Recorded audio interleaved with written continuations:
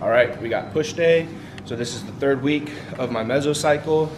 I'm just trying to take it balls to the wall right now because I have surgery at the end of the month. So, you know, for me, I'm gonna have to take 2 weeks off. I'm hoping that week is just, there's just so much overtraining going on that I actually grow from the rest. But obviously we know from research, reversibility is that you can decrease the amount of muscle mass and everything pretty quickly. The good news is just training once a week, you can maintain that. But anyways, this is my last warm-up set. I got 280 on deck. I'm gonna shoot for 285. We got Aventura, you know, si me dejas miau. So that's right, I'm Mexican, so I listen to Spanish shit when I'm training. All right. So when you're doing chest, you want to make sure that you keep your rib cage down. You don't want to flare up. You want to keep it down. And if you really want to engage your pec, instead of thinking what the hand is doing, think of what the humerus is doing in relation to the chest. And you're basically driving that bicep into the chest. For people that have a hard time engaging their chest, that's a great way to learn how to contract it. And you want to make sure that you keep your shoulder blades tucked while keeping this locked in. Very hard to do. A lot going on with the bench press.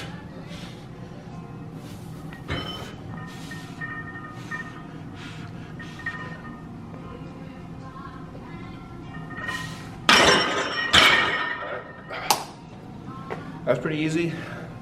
That was 280. We're gonna jump to 285, and the goal is to do 4 to 6 reps for a high mechanical tension set, so stay tuned. All right, so as you can see, it's very important that you incrementally work up to your top set. You don't wanna just jump in, and you wanna make sure you're very practical with your load progressions. You also wanna make sure that you're warm before you actually go into this. I do about a 20-minute activation mobility routine before I actually get into the weightlifting portion, but this is going to be my top set. As you can see that I pause because I don't want to load the tendon, I want to load the muscles, so let's do it.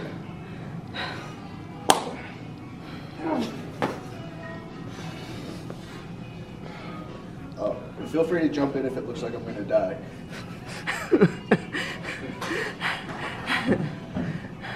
I'm sure that'll get a lot of views though.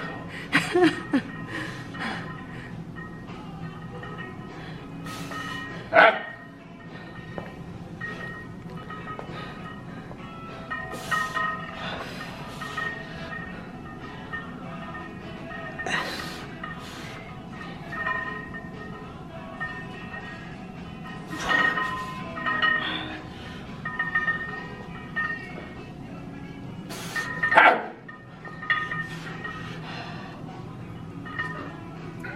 Six. Oh. Oh. Ow. All right. You can get a little closer. You're a little too far before, so people could hear me. We got a back off set now, so I typically, I would say more often than not, I will do 2 sets. I'll do a very mechanically tense set, which is my top set, and then I'll do a back off set, and that's where we're really trying to introduce more, I guess you can say, exercise-induced muscle damage and also metabolic stress, so we can take advantage of those different vectors of growth. So we had our top set 285 for 6. I can go heavier. Like I said, my strength is slowly coming back from a very brutal prep. So we got 255, and the goal is to do anything between 10 to 12 reps. So let's see what happens.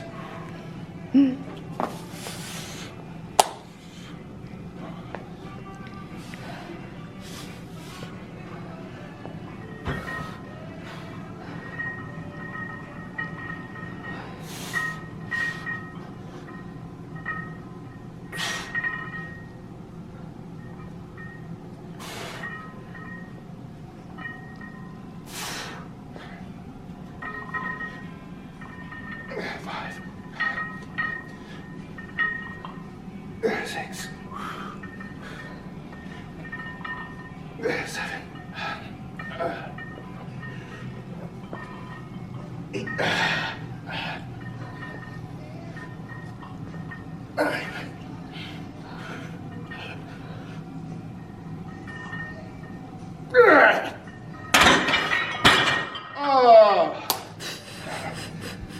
Oh. So what we have next is low incline dumbbell press. So what you'll see, I have 2 pressing sessions or push sessions a week. So the idea is to try to take care of all the different vectors of growth.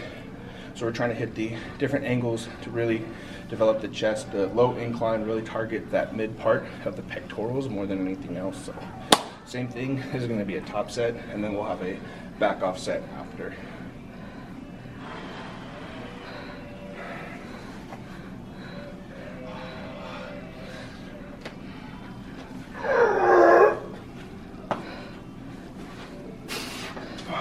Fuck, it's heavy.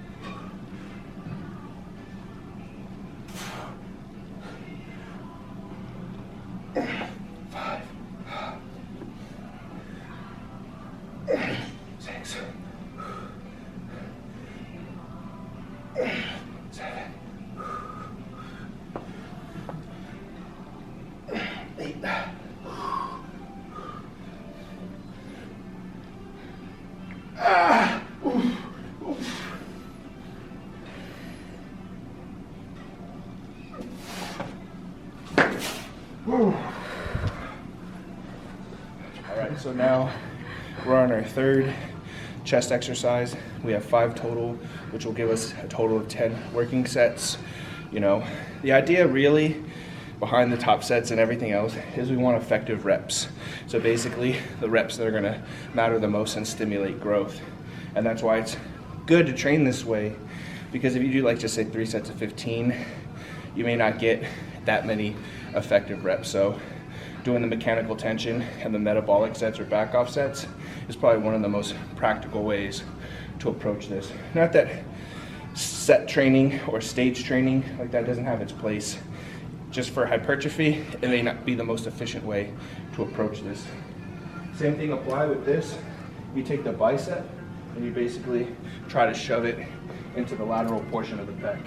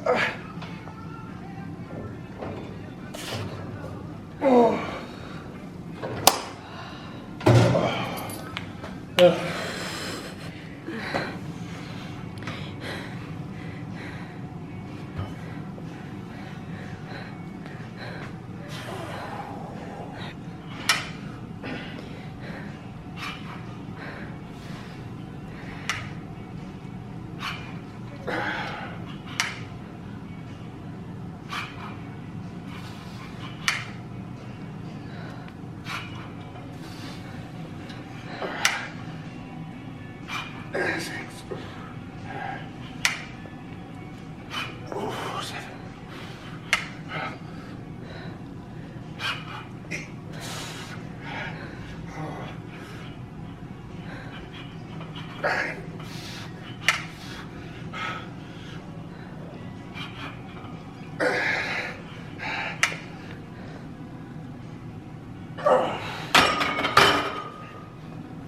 7.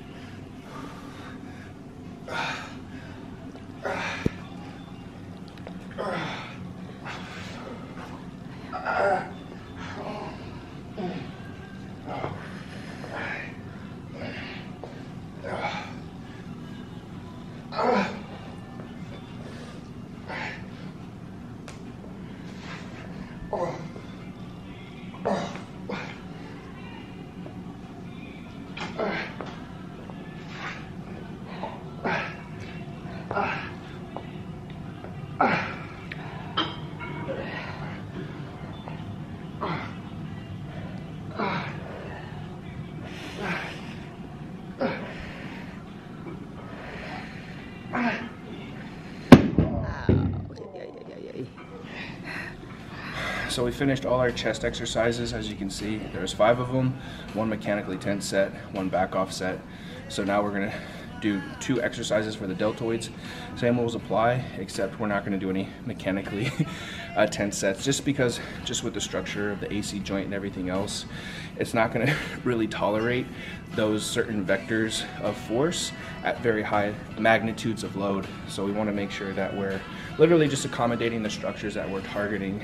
So the deltoid, you know, we say anterior, middle, posterior, but really it's just like classified as like a multi-directional muscle, which basically centrates and controls the head of the glenohumeral joint. So the idea is to try to hit it from a multiple different angles to get a fully developed posterior deltoid. This is one of my favorite variations because it takes the anterior deltoid out of it to a certain degree, but it really stretches that middle and posterior deltoid as well. So it's the crucifix lateral raise.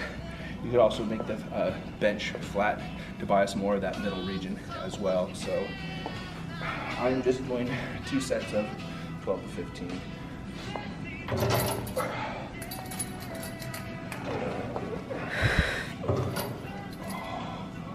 My ass is sore.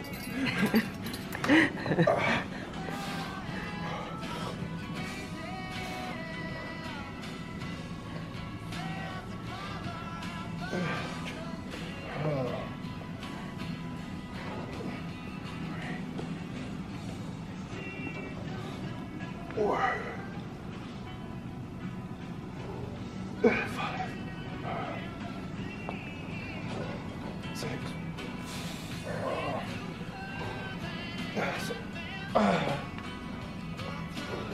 8, 9, 10, 11, 12,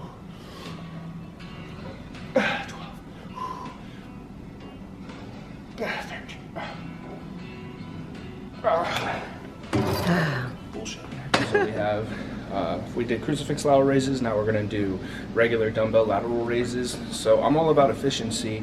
So for me, I'm always kind of trying to study like the best ways to execute particular exercises to really engage the muscle or group of muscles that I'm usually trying to target. And when I say muscles, you know, usually it's impossible to isolate a muscle because joints work in what's called the force couple relationship. So we got dumbbell lateral raises. So if you get a little closer to the dumbbell right here, oftentimes when people from the side, oftentimes when people do it, they'll place their hand in the center and they'll, you know, respond that they're feeling it more in their upper trap and everything else. If you really want to target that middle and posterior deltoid, you're going to place your hand flush against the back of the dumbbell, and you're going to focus, even though your grip is going to be fully closed, you're going to focus on squeezing with these 3 fingers as you're gripping it. So you're going to go back, really focus on hammering those Last 3 fingers. Come back up.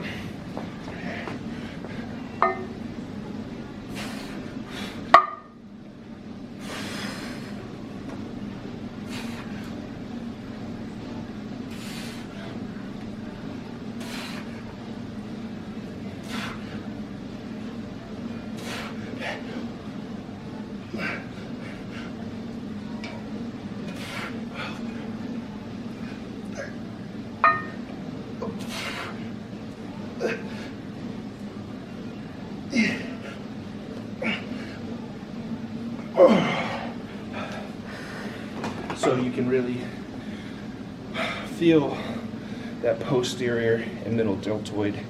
Another way to target more or bias the deltoid more is do the same thing, but you're going to pronate your grip, also referred to as a thumbs down lateral raise, and you'll do the same thing.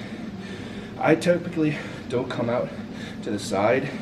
I tend to come more at an angle, because when I come out to the side like this, it's not that I feel more in my upper traps, I just feel less in my deltoid. So that's my second exercise.